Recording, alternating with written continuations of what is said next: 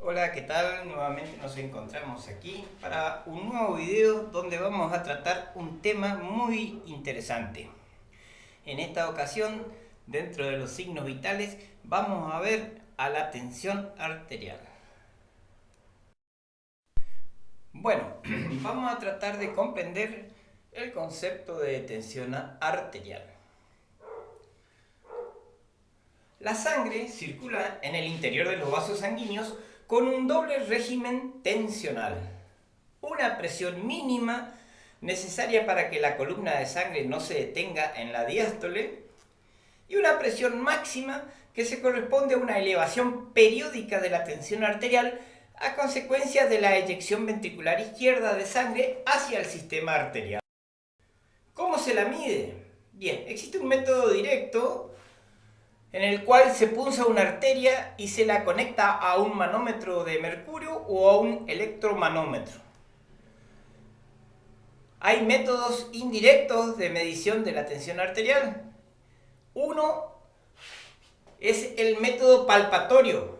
Se insufla al manguito del esfigmomanómetro proyectando aire en su interior con la pera de goma hasta que desaparece el pulso arterial. Luego se descomprime lentamente hasta aparecer nuevamente el pulso arterial, momento en el que se corresponde a la presión sistólica. Este método no determina la presión diastólica.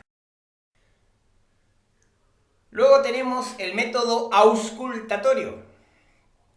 Este procedimiento se basa en la percepción de los ruidos arteriales, por lo cual se aplica un estetoscopio de membrana sobre la arteria exploral, por debajo del brazalete neumático, sin permitir que éste toque el estetoscopio. Se insufla el manguito hasta que la onda pulsátil desaparezca, luego se lo descomprime gradualmente hasta que se perciben los llamados fenómenos auscultatorios de Korotchov. Bueno, ustedes se preguntarán qué son los fenómenos de Korotchov. Antes de iniciar su estudio vamos a estudiar quién fue Korotchov. Biografía. Nikolai Sergei Korotchov fue un médico e investigador ruso pionero en cirugía vascular. En 1905 inventó un método para medir la tensión arterial, que hasta la fecha es la base de los modernos aparatos de medición, los que interpretan los sonidos de la sangre llamados ruidos de Korotchov en su honor para determinar las cifras tensionales de las personas auscultadas. Nació el 26 de febrero de 1874 en la ciudad de Kursk, en Rusia. Murió el 12 de marzo de 1920 en la ciudad de San Petersburgo, en Rusia.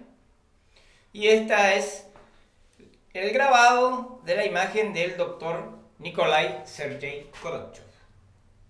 Ahora vamos a empezar a estudiar los fenómenos de Korotchov. En una primera fase, al descomprimir el manguito y permitir el pasaje de sangre a la arteria situada por debajo del brazalete, la cual se distiende, se genera el primer ruido de Korotchov, que se corresponde al valor de la presión arterial sistólica. En una segunda fase, los ruidos son seguidos por soplos. Se escuchan los ruidos más el soplo. El soplo es causado por la turbulencia de la sangre que atraviesa la arteria estenosada por el manguito.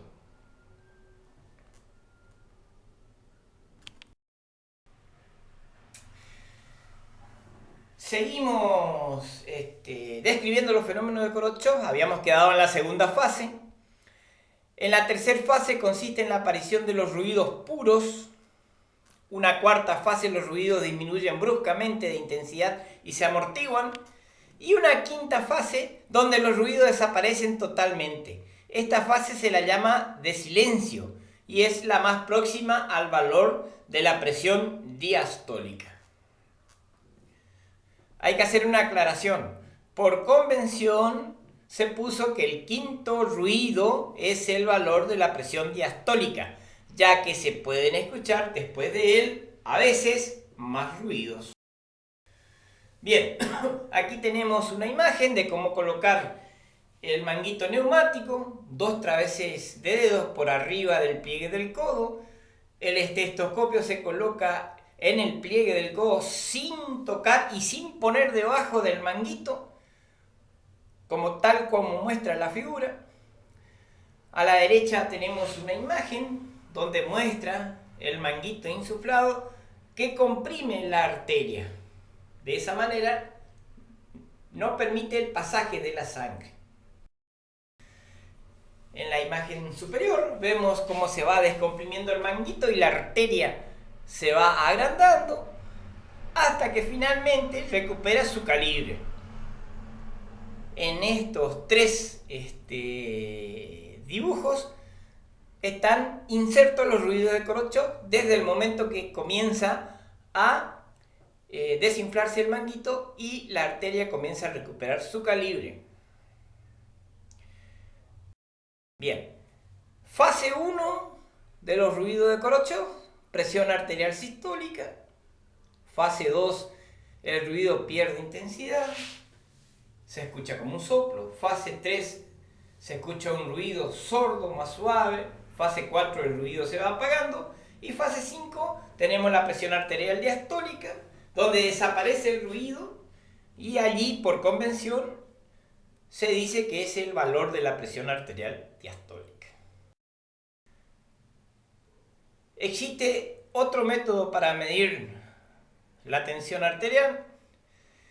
El método electrónico es un procedimiento de gran sencillez y exactitud de carácter visual, aunque pueden combinarse con la palpación y auscultación en forma simultánea. Aquí tenemos la imagen de un equipo electrónico que está siendo usado para referenciar las tensiones arteriales sistólica y diastólica de la persona. Aquí tenemos un cuadro de clasificación de los valores de la tensión arterial e indica el valor a partir del cual se comienza a hablar de hipertensión. En la clínica se refiere al estadio de hipertensión todas aquellas cifras que sean superiores a 140 milímetros de mercurio de tensión arterial sistólica y 90 milímetros de mercurio de tensión arterial diastólica. ¿Cuáles son las alteraciones de la tensión arterial? Se llama hipotensión arterial a la condición clínica en la que se registran valores de tensión arterial por debajo del valor considerado normal para la tensión arterial sistólica y la tensión arterial diastólica. Hipertensión arterial se denomina al cuadro clínico en el que se registran valores de TA por encima o superiores a los valores normales de tensión arterial sistólica y tensión arterial diastólica. Sitios para tomar la tensión arterial. Preferentemente se toma en la arteria humeral o braquial en el pliegue del codo, pero se puede tomar en la arteria femoral, en la arteria poplitea o en la arteria tibial. Esta es una imagen de la toma de la tensión arterial en la arteria tibial posterior. Aquí tenemos una imagen que ejemplifica cómo se debe tomar el pulso, la tensión arterial, disculpen, en la arteria radial. Y en esta nos está mostrando cómo tomar el pulso a nivel de la arteria poplitea en la zona de la corva o parte posterior de la rodilla. Bien, la bibliografía utilizada. Clase magistral de signos vitales del Dr. Ricardo Martínez, jefe de cátedra de la materia de fisiopatología y semiotecnia de la carrera de medicina del tercer año de la Universidad Nacional del Nordeste. El libro Baré Califano de semiotecnia de la cuarta edición del año 1998, hecho y publicado por la editorial McGraw-Hill de México. Y como ustedes ya saben, yo pertenezco a esta organización en formación llamada Paramédicos Chaco y es para mí un gran honor que ustedes hayan visto este video. Gracias. Nos volveremos a ver en próximo.